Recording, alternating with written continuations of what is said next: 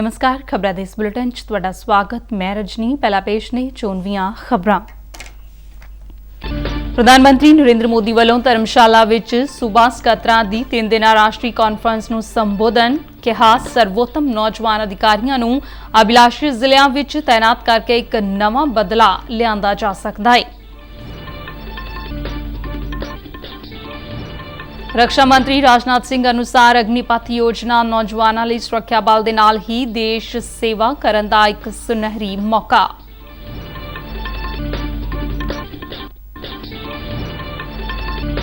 फौज दे मौजूदा ते साबका अधिकारियों ने अग्निपथ योजना नूं नवे भारत दी एक नवी सोच वाली योजना दस्सिया।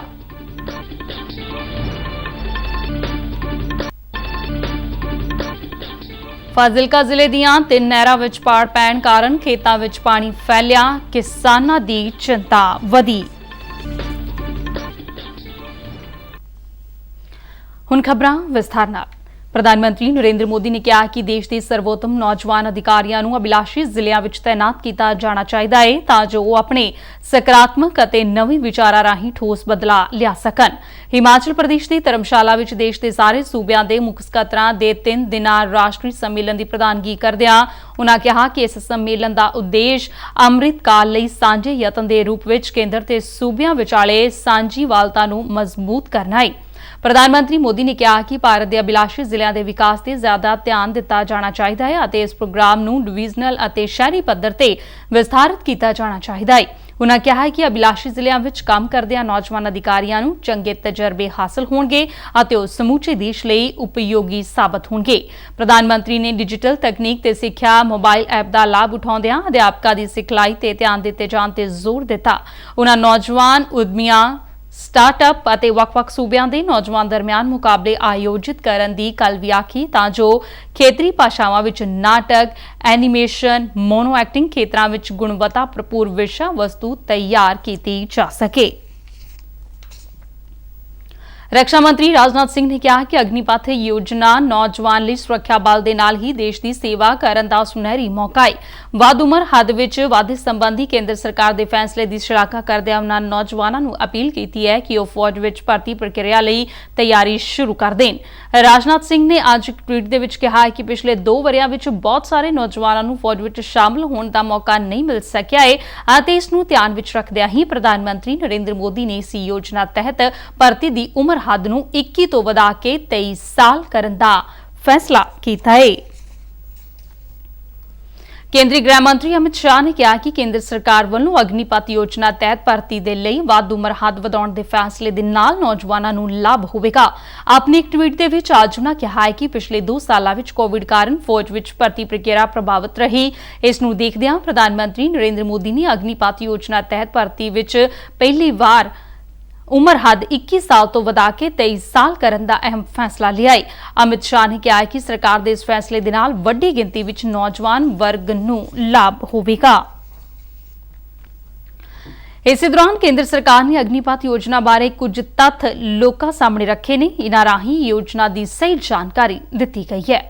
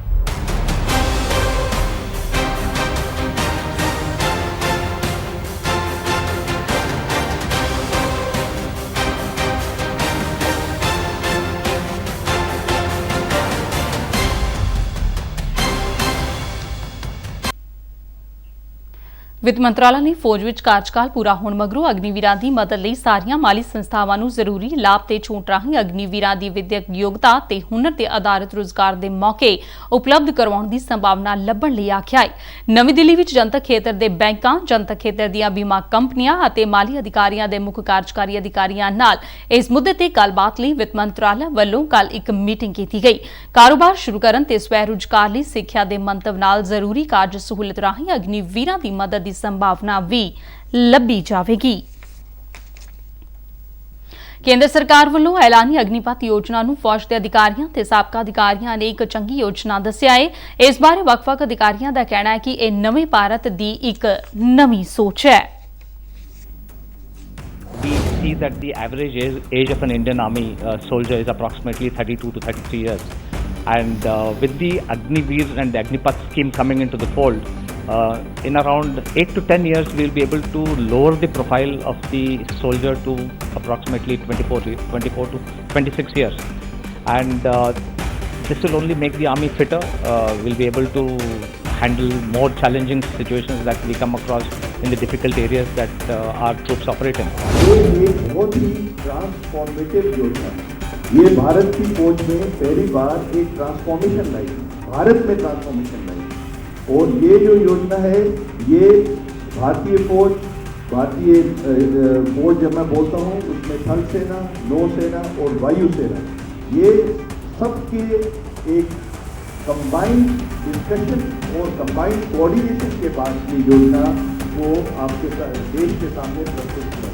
4 साल का अपना अग्निवीर का टेन्योर पूरे करने के बाद एक बहुत ही डिसिप्लिन, स्किल्ड, मोटिवेटेड और जोश और जज्बे के साथ जो युवा बाहर जाएगा, that's what the Indian army और the arm forces will give back to the society. इस दौरान इस युवा को बाहर सेटल होने के लिए सक्षम बनाने के लिए 20 स्टेप्स लिए गए हैं।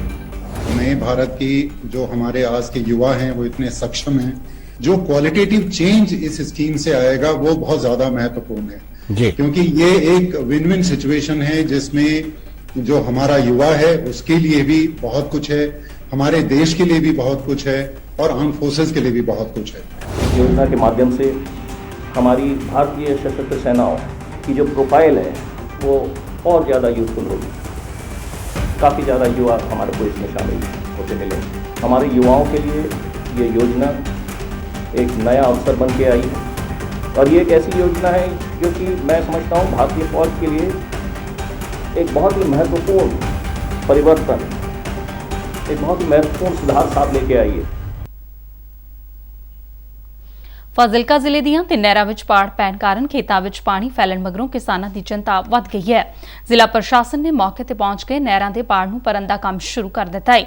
ਇਹ ਪਾੜ ਪੰਜਾਬ ਰਾਜਸਥਾਨ ਸੀਮਾ ਨੇੜੇ ਵਸੇ ਪਿੰਡ ਰਾਮਸਰਾ ਤੋਂ ਲੰਘਦੀਆਂ 3 ਨਹਿਰਾਂ ਵਿੱਚ ਪਿਆ ਹੈ। ਮੌਕੇ ਤੇ ਪਹੁੰਚੇ ਕਿਸਾਨਾਂ ਦਾ ਇਲਜ਼ਾਮ ਹੈ ਕਿ ਬੀਤੇ ਕੁਝ ਦਿਨਾਂ ਤੋਂ ਨਹਿਰੀ ਪਾਣੀ ਦੀ ਮੰਗ ਨੂੰ ਲੈ ਕੇ ਰਾਜਸਥਾਨ ਜਾਣ ਵਾਲੇ ਸਾਰੇ ਰਸਤੇ ਬੰਦ ਕੀਤੇ ਹੋਏ ਨੇ ਅਤੇ ਧਰਨਾ ਪ੍ਰਦਰਸ਼ਨ ਕੀਤਾ ਜਾ ਰਿਹਾ ਹੈ। ਕਿਸਾਨਾਂ ਦਾ ਧਰਨਾ ਖਤਮ ਕਰਾਉਣ ਦੇ ਲਈ ਪ੍ਰਸ਼ਾਸਨ ਵੱਲੋਂ ਇਹ ਮਾਈਨਰਾਂ ਤੋੜੀਆਂ ਗਈਆਂ ਨੇ। ਨਹਿਰੀ ਵਿਭਾਗ ਦੇ ਐਕਸੀਅਨ ਅਕਸ਼ੇ ਸੋਨੀ ਮੁਤਾਬਿਕ ਨਹਿਰ ਦੀ ਖਸਤਾ ਹਾਲਤ ਤੇ ਹਨੇਰ ਝੱਖੜ ਦੇ ਚਲਦਿਆਂ ਇਨ੍ਹਾਂ ਨਹਿਰਾਂ ਵਿੱਚ ਪਾੜ ਪਿਆ ਹੈ। ਵਿਭਾਗ ਦੇ ਅਧਿਕਾਰੀ JCB ਮਸ਼ੀਨਾਂ ਦੇ ਨਾਲ ਮੌਕੇ ਤੇ ਪਹੁੰਚ ਗਏ ਨੇ ਅਤੇ ਨਹਿਰਾਂ ਵਿੱਚ ਪਏ ਪਾੜਾਂ ਨੂੰ ਬੰਨ੍ਹਣ ਦੀ ਕੋਸ਼ਿਸ਼ ਕੀਤੀ ਜਾ ਰਹੀ ਹੈ। ਪੰਜਾਬ ਵਿੱਚ ਪਿਛਲੇ ਕਈ ਦਿਨਾਂ ਤੋਂ ਪੈ ਰਹੀ ਭਾਰੀ ਗਰਮੀ ਤੋਂ ਲੋਕਾਂ ਨੂੰ ਪਿਛਲੇ 2 ਦਿਨਾਂ ਦੌਰਾਨ ਹਨੇਰੀ ਝੱਖੜ ਚੁੱਲਣ ਤੇ ਬਾਰਿਸ਼ ਹੋਣ ਨਾਲ ਵਧੇਰੇ ਰਾਹਤ ਮਿਲੀ ਹੈ। ਜਲੰਧਰ ਵਿੱਚ ਅੱਜ ਸਵੇਰੇ ਵੀ ਬੱਦਲਵਾਈ ਤੋਂ ਬਾਅਦ ਮੀਂਹ ਪੈਣ ਨਾਲ ਦਿਨ ਦੇ ਤਾਪਮਾਨ ਵਿੱਚ ਕਾਫੀ ਗਿਰਾਵਟ ਦਰਜ ਕੀਤੀ ਗਈ ਹੈ। ਭਾਰਤੀ ਮੌਸਮ ਵਿਭਾਗ ਦੇ ਚੰਡੀਗੜ੍ਹ ਦਫ਼ਤਰ ਨੇ ਆਉਣ ਵਾਲੇ 5 ਦਿਨਾਂ ਦੌਰਾਨ ਜਲੰਧਰ ਸਮੇਤ ਪੰਜਾਬ ਦੇ 3 ਦੁਆਬਾ, ਮਾਝਾ ਤੇ ਮਾਲਵਾ ਖੇਤਰਾਂ ਵਿੱਚ 40 ਤੋਂ 50 ਕਿਲੋਮੀਟਰ ਪ੍ਰਤੀ ਘੰਟੇ ਦੀ ਰਫ਼ਤਾਰ ਨਾਲ ਗਰਜ ਚਮਕ ਨਾਲ ਛਿੱਟਾਂ ਪੈਣ, ਤੇਜ਼ ਹਵਾਵਾਂ ਚੱਲਣ ਤੇ ਭਾਰੀ ਮੀਂਹ ਪੈਣ ਦੀ ਸੰਭਾਵਨਾ ਜਤਾਈ ਹੈ। ਖਬਰਾਂ ਦੇ ਬੁਲੇਟਿਨ ਸਾਡੇ ਦਰਸ਼ਕ RNU DDK ਜਲੰਧਰ ਦੇ YouTube ਚੈਨਲ, Facebook ਪੇਜ ਤੇ Twitter ਹੈਂਡਲ ਤੇ ਵੀ ਦੇਖ ਸਕਦੇ ਨੇ। ਇਸ ਦੇ ਨਾਲ ਹੀ ਖਬਰਾਂ ਦਾ ਇਹ ਬੁਲੇਟਿਨ ਖਤਮ ਹੋਇਆ। ਮੈਂ ਸਟੂਡੀਓ ਤੋਂ ਮਾਸਕ ਲਗਾ ਕੇ ਬਾਹਰ ਜਾ ਰਹੀ ਹਾਂ ਤੇ ਤੁਸੀਂ ਵੀ ਘਰੋਂ ਬਾਹਰ ਨਿਕਲਣ ਲੱਗੀ ਮਾਸਕ ਜ਼ਰੂਰ ਪਹਿਨੋ। ਦਿਓ ਆਗਿਆ। ਨਮਸਕਾਰ।